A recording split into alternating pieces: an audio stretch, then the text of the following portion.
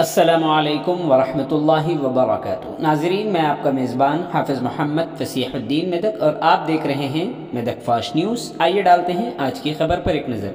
Congress party कायदीन, जिनमें काबिल ज़िक्र साबिक़ municipal chairman mister Kundan Surender Goud, advocate mister Jeevan Rao और साबिक़ market committee chairman mister Ganga Narendra ने आज मेदक ज़िले मरकज़ में एमएलए कैंप ऑफिस में मीडिया कॉन्फ्रेंस से खिताब करते हुए साबिक़ एमएलए मेदक की जानिब से दिए गए आज की प्रेस कॉन्फ्रेंस पर पलटवार करते हुए साबिक़ एमएलए पर इल्ज़ामात आयद करते हुए कहा कि मेडिकल कॉलेज के मामले में उन्होंने लोगों को धोखा दिया है। उन्होंने कहा कि बेनामी वाले टेंडर्स को वापस लाया जाएगा। उन्होंने मज़ीद कहा कि मेदक के साबिक़ एमएलए पद्मा देवेंद्र रेड्डी ने, जो पिछले 10 सालों से इक़्तिदार में थी, कहा कि वो और उनके शौहर देवेंद्र रेड्डी के इस सबूत को भूल गए कि कोनापुर सोसाइटी में किसानों की 2.5 करोड़ की रकम को गबन किया गया था। उन्होंने कहा कि मेडिकल कॉलेज के मामले में 2024 में क्लासेस शुरू करने की बात करना शर्म की बात है। उन्होंने कहा कि शायद वो इस सबक को भूल गए हैं जो अवाम ने पिछले इंतखाबात में उन्हें सिखाया था। उन्होंने मेडिकल कॉलेज के ताल्लुक़ से मेदक के लोगों को धोखा दिया है। उन्होंने कहा कि एमएलए का ओहदा मुस्तकिल तौर पर खोने के 1 माह बाद भी वो अपने दिमाग से बाहर की बातें कर रहे हैं। कांग्रेस पार्टी के कायदीन ने कहा कि मेदक इलाके के लोगों को गुमराह करने के अलावा वो इंतखाबात में रिंग रोड को मेदक इलाके में अहम मसले के तौर पर लाया जाएगा।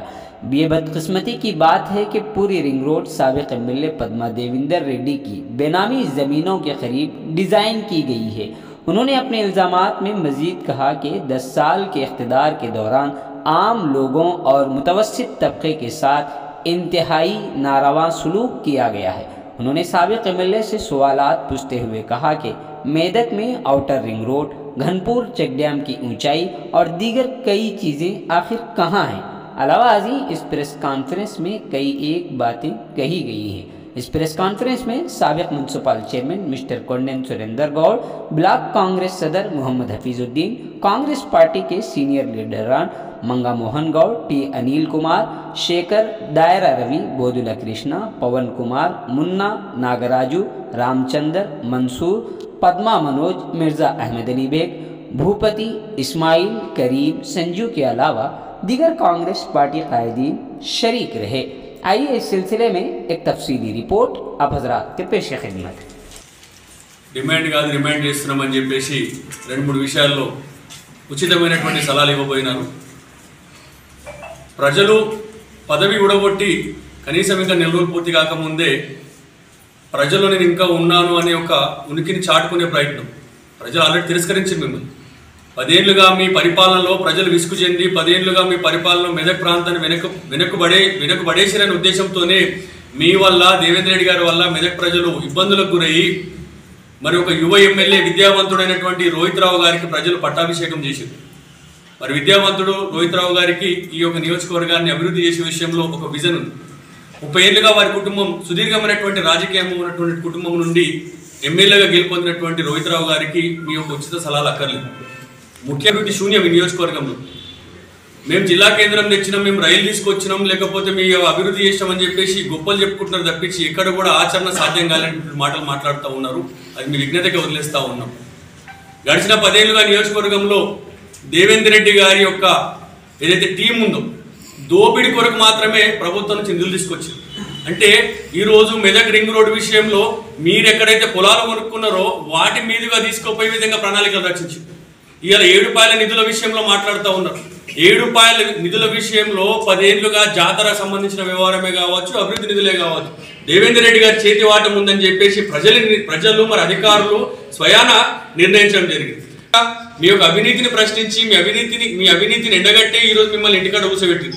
మరి అన్నిటి గురించి మీరు సలహాలు ఇస్తూ ఉన్నారు. ముఖ్యంగా మెడికల్ కళాశాల ఈ యొక్క మెడికల్ కళాశాల మంజూరు చేసే ముందు ప్రధానంగా అక్కడ భూసేకరణ పనులు జరిగినాయా? ప్రధానంగా భూసేకరణ పనులు జరిగితే ఎంతమంది రైతులకు అక్కడ మీరు నష్టపరిహారం చెల్లించారు? మరి వాటిని నిదర్శనంగా భావిస్తూ ఉన్నాం. ముఖ్యంగా ఏడుపాయల నిధుల గురించి మాట్లాడుకుంటే ఏడుపాయల నిధుల్లో పూర్తిగా దేవేంద్ర రెడ్డి గారికి సంబంధించినటువంటి బినామీలు ఇప్పటి వరకు టెండర్లో పాల్గొనడం జరిగింది. తక్షణమే గౌరవ ఎమ్మెల్యే మెదక్ యువ ఎమ్మెల్యే నూతనంగా ఎన్నుకున్నటువంటి ఎమ్మెల్యే గారు సూచిస్తూ ఉన్నాం. ఈ కాంట్రాక్ట్ అన్ని ఎవరైతే వేసుకున్నారో పూర్తిగా రివైజ్ కాంట్రాక్ట్లు వేయాల్సిందిగా, మరి రివైజ్డ్ ఈ కాంట్రాక్ట్ విషయంలో రీకాంట్రాక్ట్ మళ్ళీ జరగాల్సిందిగా ఎమ్మెల్యే గారికి సూచిస్తూ ఉన్నాం.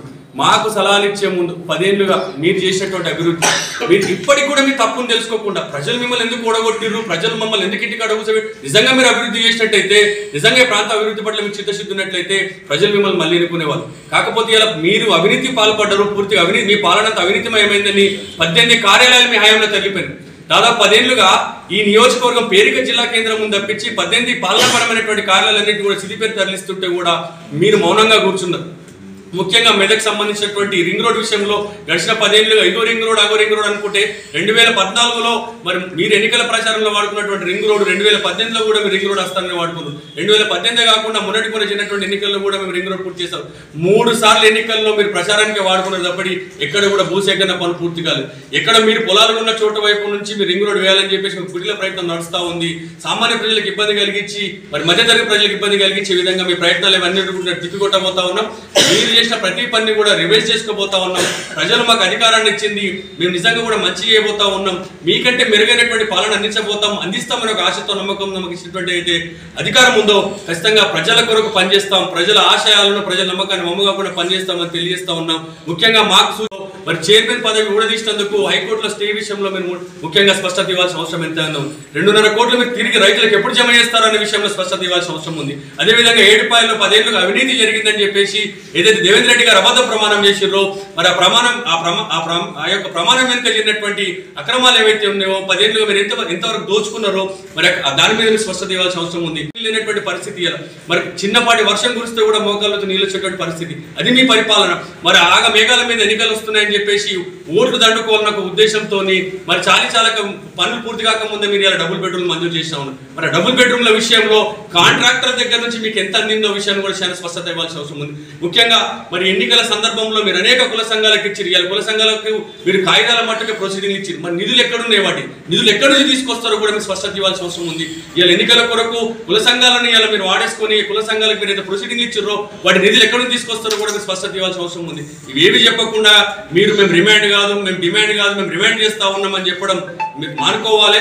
ప్రజలు మీకు పదవి విరమణ ఇచ్చారు కాబట్టి ఆ పదవి విరమణ మీరు స్వీకరించాలి. ఖచ్చితంగా ఈ నియోజకవర్గంలో మీరు ఏదో మాట్లాడబోయి భవిష్యత్తులో మేము రాబోతా ఉన్నామని చెప్పేసి సంకేతాలు చెప్పుకోవడం అది మీ మూర్ఖత్వం చర్యగా భావిస్తా ఉన్నాం. ఖచ్చితంగా ఈ నియోజకవర్గంలో 20 ఏళ్లుగా మైనంపల్లి రోహిత్రావు గారి ప్రజలకు సేవలు అందించబోతా ఉన్నారు. ప్రజల అనుగుణంగా ప్రజల ఆమోదం మేరకు ఇక్కడ పాలన కొనసాగబోతా ఉంది. కాబట్టి మీ అవినీతిని, మీ మీద పడ్డటువంటి అవినీతి మార్గాలు చేర్పేసుకోవడానికి ఎమ్మెల్యే గారి మీద ఇవి ఎప్పుడు ప్రారంభిస్తారో అవి ఎప్పుడు ప్రారంభమైంది అని చెప్పేసి సూచనలు మాల్కోవాల్సిందిగా, మీ హయాంలో జరిగినటువంటి అవినీతి మీద, మీ హయాంలో జరిగినటువంటి పాలనలో జరిగినటువంటి అవినీతి అక్రమాల మీద, మీ బినామీలు ఏదైతే మరి ఫారెస్ట్ ల్యాండ్ కబ్జాలు చేసిరో, మీ బినామీలు ఏవైతే నాసిరక పనులు చేసి ఇలా డబుల్ బెడ్రూమ్ కావచ్చు, రోడ్ల విషయంలో కావచ్చు, వాటి మీద ప్రజలకు స్పష్టత ఇవ్వాల్సిందిగా కోరుతూ, ఉచితమైన ఈ ఎమ్మెల్యే గారికి విజన్ ఉంది, విద్యావంతుడు, మరి డాక్టర్, స్వయాన డాక్టర్ కాబట్టి ఈ ప్రజలకు ఏది అవసరమో మరి ఏది అవసరం అనేది వారికి తెలుసు కాబట్టి పాలనాపరమైనటువంటి వ్యవహారాలు మేము చూసుకుంటాము, ఎమ్మెల్యే గారు చూసుకుంటారు కాబట్టి ఈ సలహాలు మానుకొని మీరు ఇకనైనా ఈ ఓటమి పైన మీరు సమీక్ష చేసుకుంటే బాగుంటుందని తెలియజేస్తా ఉన్నాం. దేవేందర్ రెడ్డి గారు ఈరోజు మాట్లాడడం విడ్డూరంగా ఉంది. ఆమె గత 15 సంవత్సరాల నుంచి కూడా ఎమ్మెల్యే హోదా మరియు డిప్యూటీ స్పీకర్ చేసి కూడా ఆమెకు అవగాహన రాహిత్యం కొట్టొచ్చినట్టు కనిపిస్తుంది. ఎందుకంటే ఆమె ఓడిపోయిన డిప్రెషన్ తోటి నిధులు ఉన్నాయి, మీరు అభివృద్ధి చేయండి అని చెప్తుంది. వీరెందుకు చేయలేరని అడుగుతున్నాను నేను. గతంలో దాయర రోడ్డు 6,78,00,000 రూపాయలు వచ్చినాయి. గత సంవత్సరంన్నర నుంచి కూడా ఇప్పటి వరకు కూడా టెండర్ ప్రాసెస్ కాకుండా అభివృద్ధి చేయకుండా ఎందుకు కోరుకున్నారు మీరు? ఎందుకు ఈరోజు మాట్లాడుతున్నారు? అదేవిధంగా టీయూఎఫ్ఐడిసిలో కూడా 20 కోట్ల నిధులు ఉండే, అవి కూడా టెండర్లు వేస్తే ఎవరు కూడా టెండర్లు వేసినా పాపం లేదు, కొంతమంది వేసారు, మీతో వేయక అది కూడా నిధులు వృధాగానే అయిపోయినాయి. సరే, మాజీ ముఖ్యమంత్రి కేసీఆర్ గారు మెదక్ వచ్చినప్పుడు ఎస్డిఎఫ్ నిధులు ఇచ్చారు. మన నియోజకవర్గానికి 1,93,00,000 ఇచ్చారు, ప్రతి గ్రామానికి 15 లక్షలు. అదేవిధంగా మెదక్కు స్పెషల్గా 50 కోట్ల నిధులు ఇచ్చారు. అంత మంచి అవకాశం కూడా మీరు దుర్వినియోగం చేసుకో.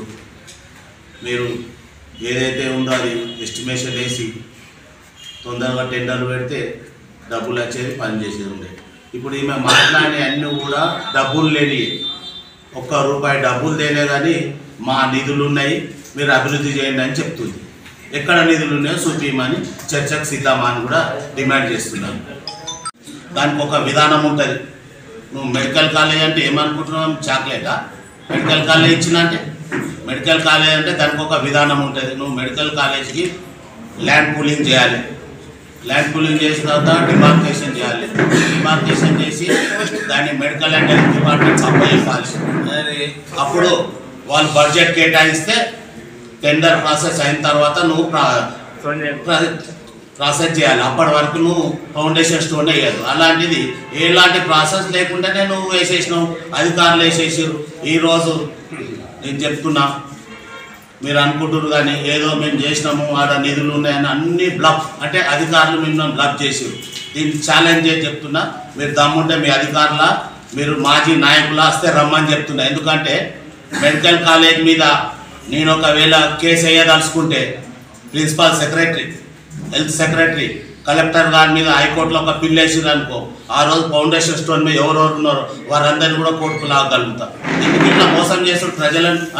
అధికారులు మోసం చేస్తారు, రాజకీయ నాయకులు మోసం చేస్తారా? మీరు ఎక్కడ ఉన్నాయి దాని డబ్బులు ఏడున్నాయి, టెండర్ ఏడుంది, మెడికల్ కాలేజ్ ప్రారంభించమంటున్నావు, ల్యాండ్ పూలింగ్ ఏడుంది చూపించు.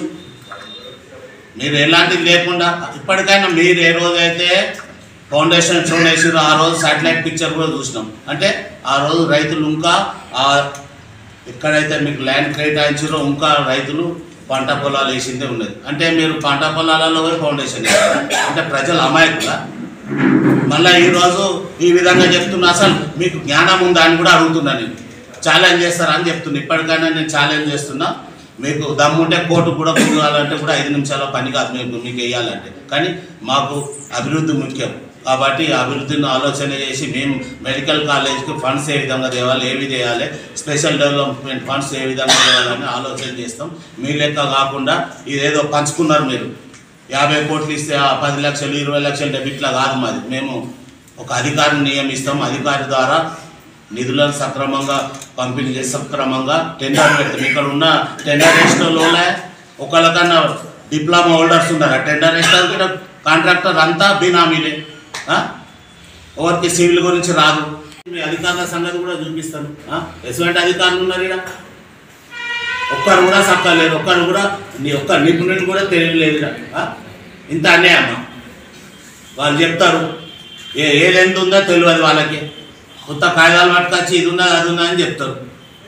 అవి నమ్ముకుంటా ఇక్కడ జోక్స్ చేసుకుంటా పోయారు ఇప్పటి వరకు. ఇప్పుడు అసలు మానుకోవాలి ఇప్పటికైనా చెప్తున్నా. మీరు ఇక్కడ నుంచి అసలు మాటలతో నేను సూచిస్తాను పద్మక్క చెప్పడం నిజంగా విడ్డూరంగా ఉంది. మరి గతంలో 2015, 2017 మరి కాలువ కట్ట నుంచి ఎల్లమ్మ గుడి గారు పేరు మనం వెళ్తుండగా ఎల్లమ్మ టెంపుల్ వరకు R&Dలో కొన్ని కోట్ల రూపాయలు శాంక్షన్ అయిన విషయం తెలిసిందే కదా. అందరు ప్రజలందరూ కూడా దాని అందరూ గమనించారు. మరి అది మధ్యలోనే మరి ఆ కాంట్రాక్టర్ ఎందుకు పారిపోయింది? అంతేకాకుండా మరి ఇంటర్నల్లో 2015లో కూడా ఇంటర్నల్లో మరి ఇదే మన మెదక్ టౌన్లో కూడా రోడ్ వెడల్పే కాకుండా మరి నడుచుకుంటే వెళ్ళే వాళ్ళకు అందరికి కూడా ఖచ్చితంగా వాకింగ్కు కూడా ఖచ్చితంగా ఉండాలనే ఉద్దేశం ప్రతి కాంట్రాక్టర్ తెలిసిందే. మరి వాళ్ళ మధ్యలోనే ఎందుకు వెళ్ళిపోయారు? అంతేకాకుండా ఇండోర్ స్టేడియంలో కూడా ఎంతోమంది సీనియర్ సిటిజన్స్ అందరూ కూడా సూచించారు. మరి ఆమె డిప్యూటీ స్పీకర్గా ఉండే, అంతేకాకుండా తర్వాత కూడా ఎమ్మెల్యేగా ఉండే. మరి అక్కగారికి చాలాసార్లు మాజీ ఎమ్మెల్యే, మాజీ శాసనసభ్యులకు ఎంతోమంది విన్నవించుకోరు. అక్క మాకు ఇండోర్ స్టేడియంలో ఇక్కడ మాకు వాకింగ్ ఏరియా పనిచేస్తుంది, ఖచ్చితంగా మాకు ఇది త్వరగా మాకు ఈ పని పూర్తి చేస్తే మాకు అందరికి కూడా మెదక్ ప్రజలకు అందరికీ అందుబాటులో ఉంటుందని సూచిస్తే ఇప్పటి వరకు కూడా అవి పట్టించుకున్న మొన్నటి వరకు కూడా పట్టించుకున్న పాపన ఓక ఈరోజు పాజిటివ్ మ్యాటర్తో నేను సూచించడం నిజంగా మా అందరి దురదృష్టం ఆమె. ఎందుకంటే ఆమె ఇందాక మా సురేందర్ అన్న చెప్పినట్టు ఎమ్మెల్యే పదవి పోగానే ఉటావుటిని వచ్చి నేను ఏదో చేయాలి ఏదో మాట్లాడాలనే ఉద్దేశంతో మాట్లాడడం తప్ప అంతకంటే ఎక్కువ కాదు. అంతేకాకుండా మరి మండలాల చూసుకుంటే రామంపేటలో మరి ఇంటర్నల్ రోడ్ R&D అది కూడా R&D సిద్దిపేట చౌరస్తా నుంచి కోనాపూర్ వెళ్ళే వరకు మొన్నటి వరకు ఎలక్షన్ల ముందు ఉటావుటా మరి హరీష్ రావు గారు వచ్చి స్టార్ట్ చేయించారు తప్ప మరి దాని ఆ రోడ్డు కూడా పట్టించుకున్న పాపం లేదు.